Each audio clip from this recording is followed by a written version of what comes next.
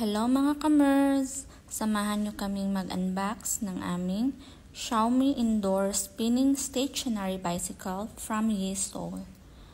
Nabili po namin ito sa Shopee and glad to say complete po yung parts, wala pong kulang.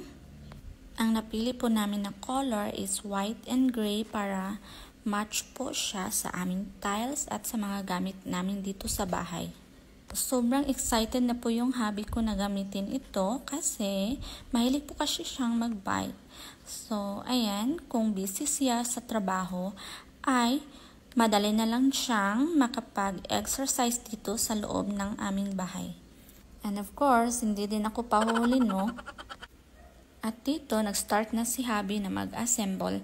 Madali na lang siyang i-assemble kasi meron po siyang manual, meron pong instruction na sa mga parts kung saan ilalagay.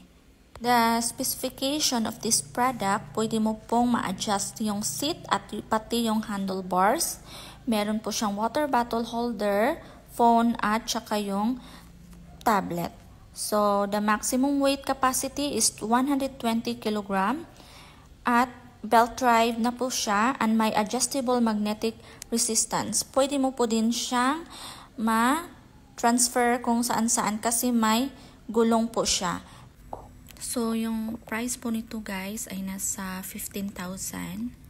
So, ang ganda talaga guys. Ayan.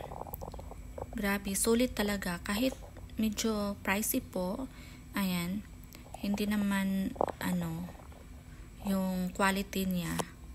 So, sakto lang po siya sa price niya.